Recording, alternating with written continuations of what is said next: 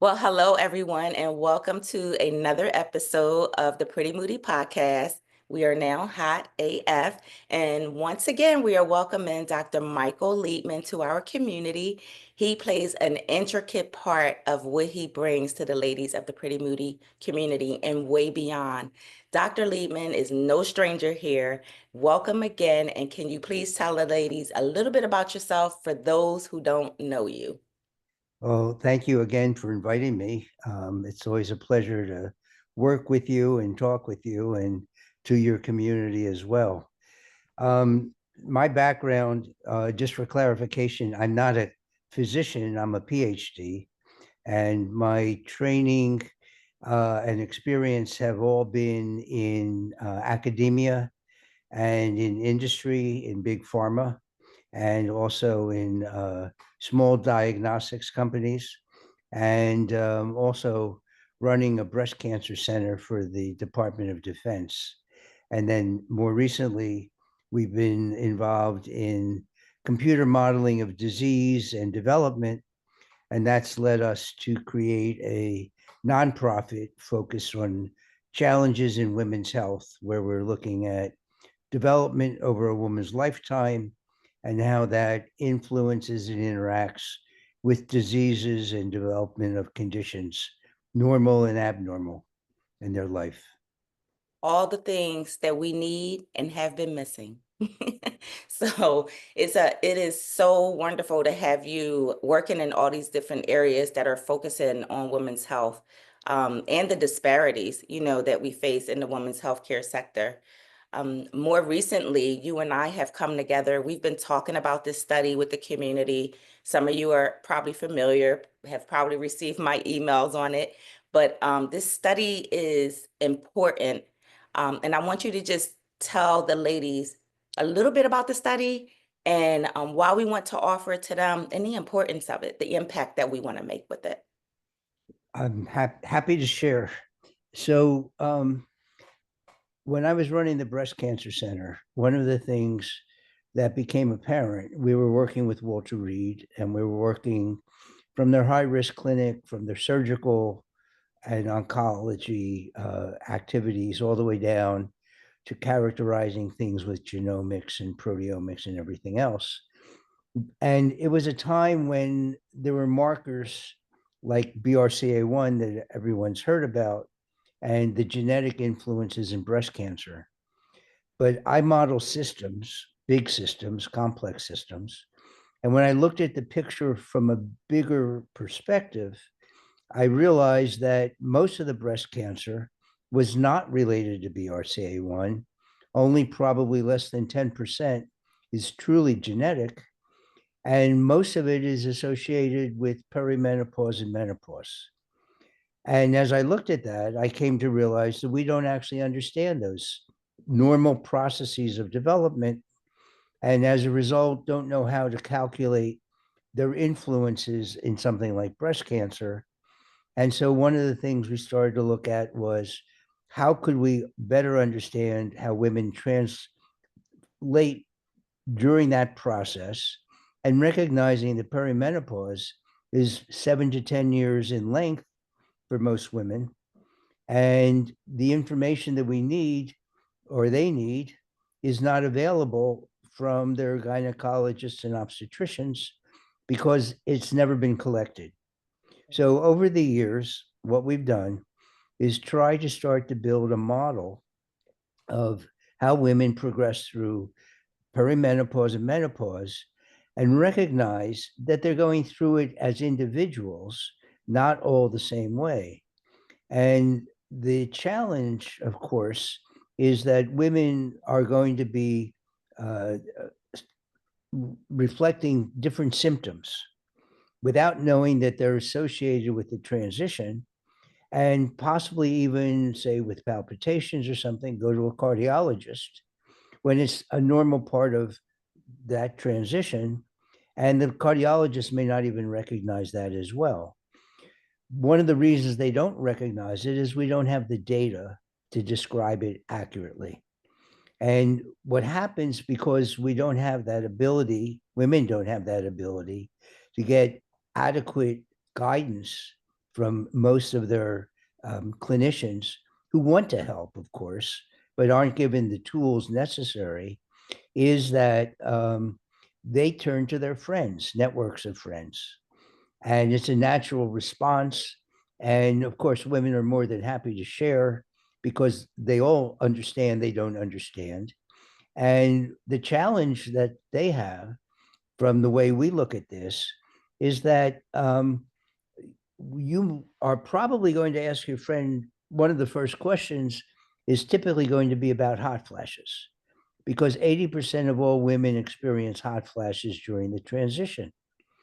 But what women don't necessarily understand is that your hot flashes and your friend's hot flashes may not be the same. And because of that, what may work for them or not work for them may be different from what would work or not work for you. And one of the reasons they're not the same is that what we tend to do is take a look at a snapshot effect or a snapshot symptom rather than understand that that's part of a whole series of symptoms that evolve over time and produce what I call a trajectory of how a woman is progressing over that 7 to 10 year period. What we suspect, but we don't have data for, is that there may be several different paths that many women fall into or follow. Not that we necessarily can create paths for every individual, but Mhm. we can reduce that complexity. And in doing that, enable women to better understand what is a natural effect, what is a natural progression, and know then if certain other symptoms show up, then they do merit going to a specialist or a clinician, but not necessarily every symptom that shows up.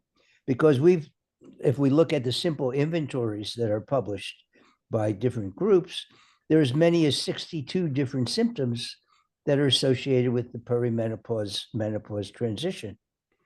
Now, not every woman experiences all of them or to the same degree, even, but it's important to understand which ones are occurring when and what order they occur, and which ones occur together, because they're going to influence how you as an individual are making that journey and what to do about what's both normal or abnormal and what may work for you in ameliorating those symptoms or ameliorating those presentations, what's most effective. Yeah. So what we're doing, because we've gone out to look at all of the international databases and not found the data we want to create a model to do those calculations, is we've decided we should start to initiate a study to collect the missing data. And so that is something that we've initiated collaboration with Pretty Moody. We're initiating it online. The idea is it gives a woman an opportunity online anonymously to address a number of questions, but they're questions that a woman should know about herself without having to look at medical records or long histories. And the goal of that is to start to collect the data that we don't have to enable us to come up with better concepts and observations that we can tie together to look for these different paths. Because among the things that it can impact, if a woman is going through 7 to 10 years in this transition, then every other condition that she may have, diabetes, hypertension, etc., may all be impacted by the where she is in that transition.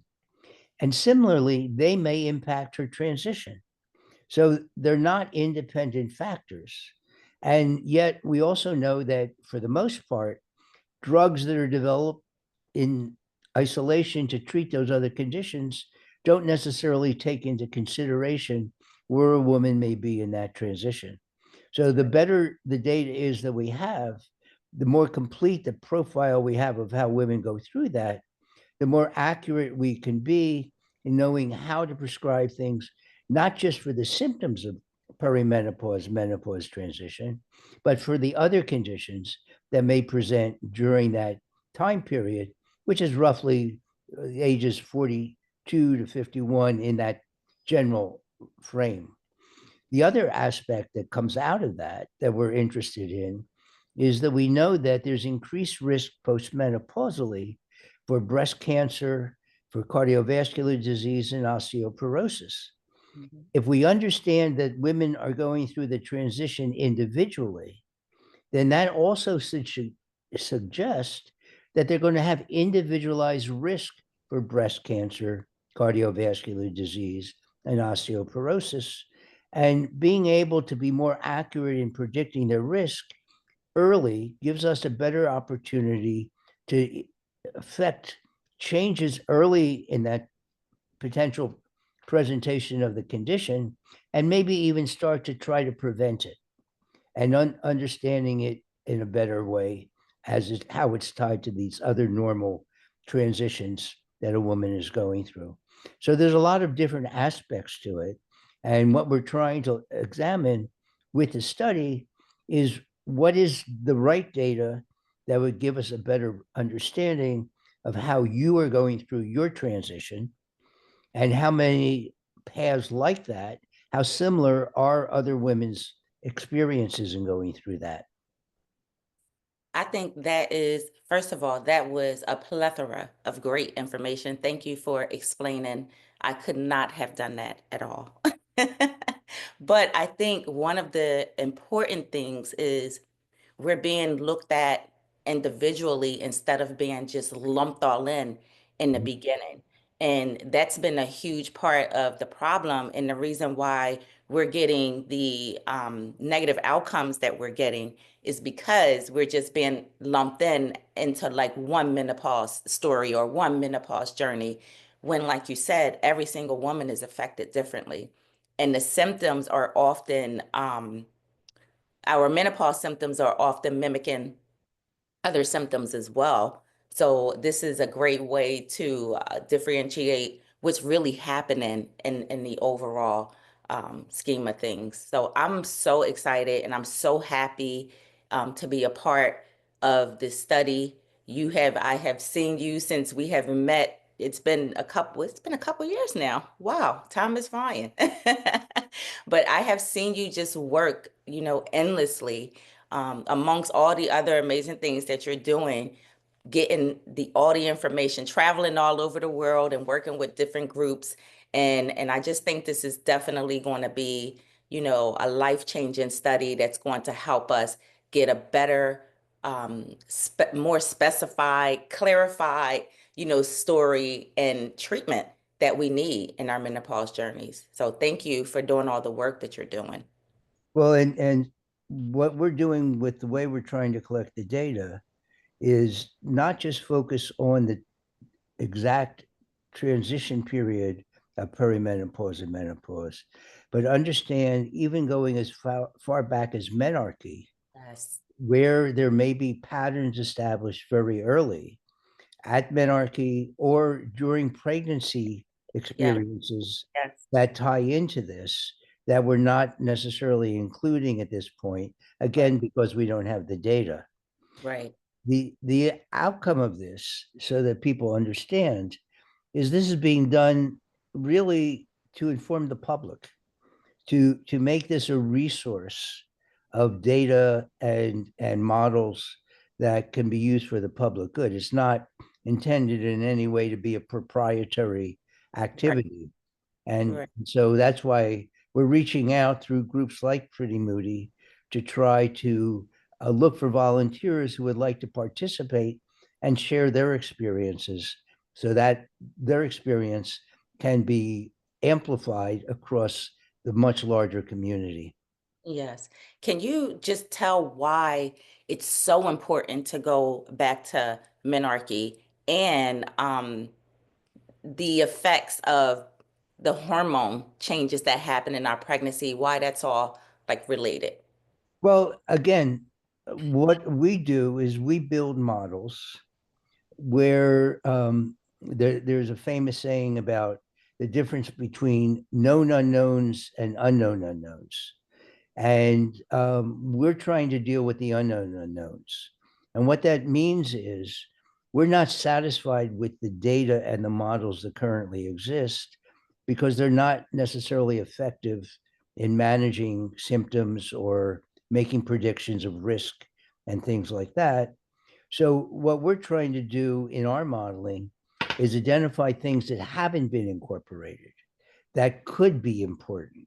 So, when I say we're looking at menarche or we're looking at pregnancy, we're looking at factors that haven't necessarily been studied before.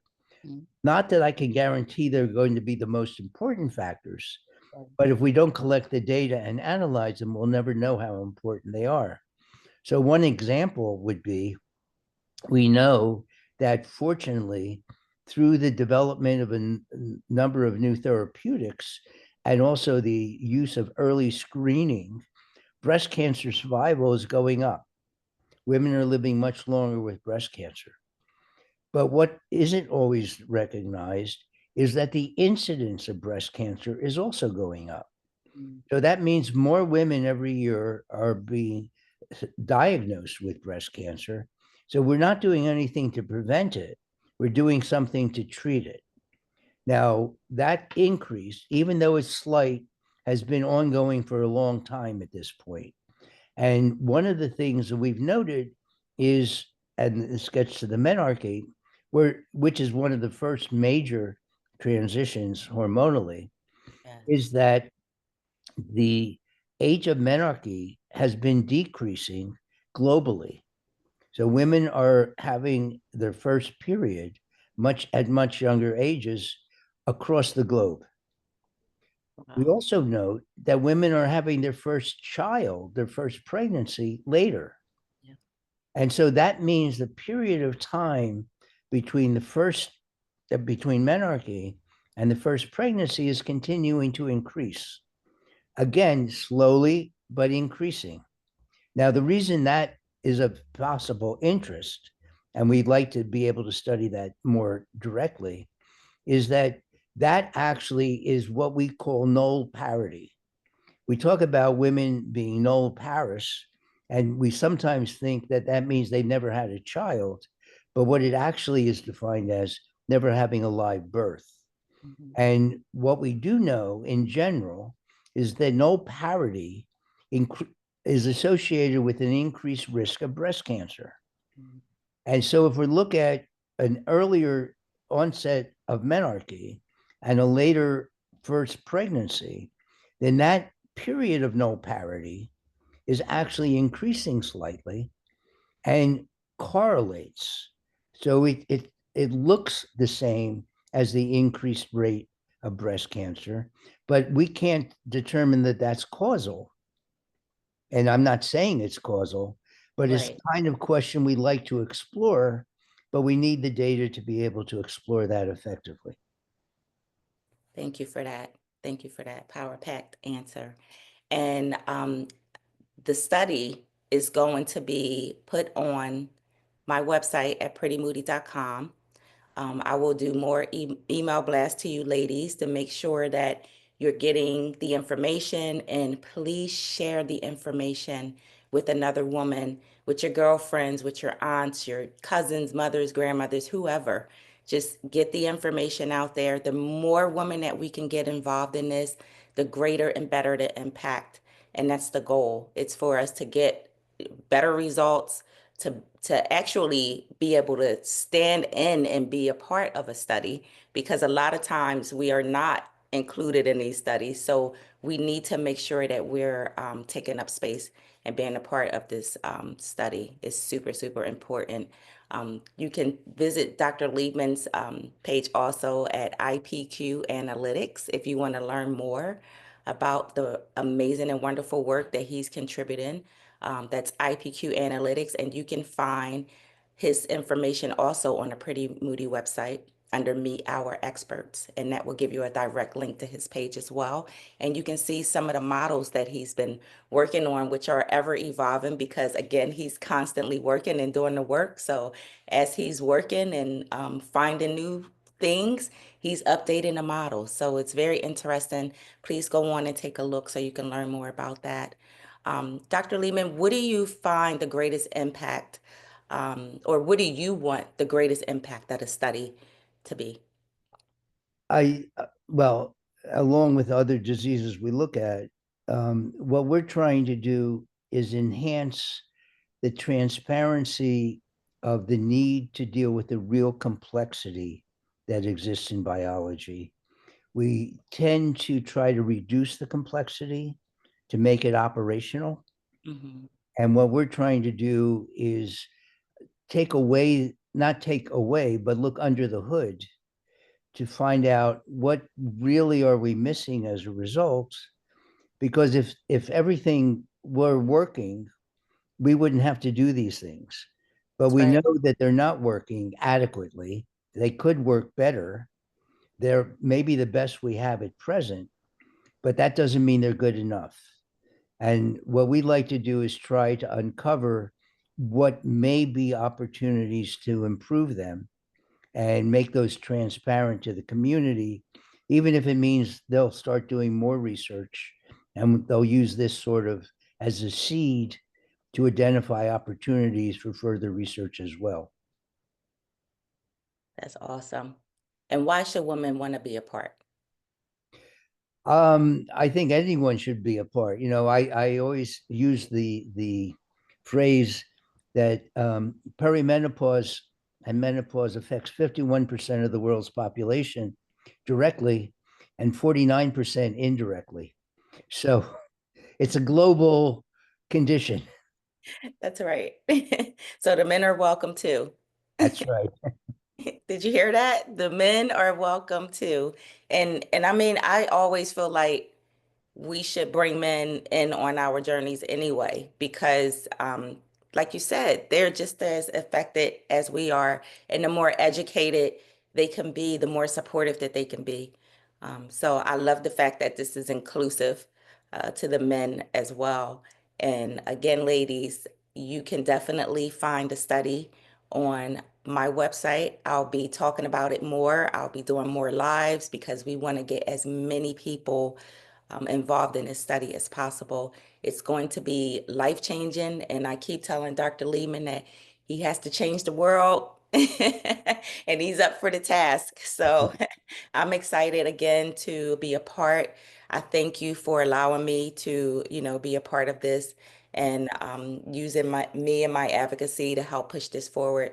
I'm going to do everything I can on my end to make sure that we get this out. And I Great. thank you for being a part of the Pretty Moody community. Your contributions have been, more than I could ever have imagined. So I'm definitely blessed to have you as a part. Well, thank you. And if anyone has questions, that should feel free to email me at michael.liebman@ipqanalytics.com. And I'd be happy to try to address them personally. But again, I'm not offering clinical advice because I'm not a clinician. I'm just explaining things based on my research experience. Thank you so much. And your experience is bar none.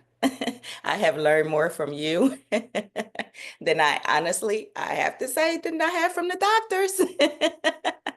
And I love the doctors because they have a job too, and we need them. But again, your contributions have been just amazing. So I'm grateful for you. Oh, thank you.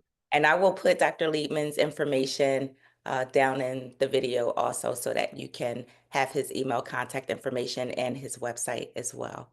Thank you, Dr. Liebman, for coming on and blessing the woman of the Pretty Moody community. And we can't wait to see you again. Oh, thank you. All right. Have a good day.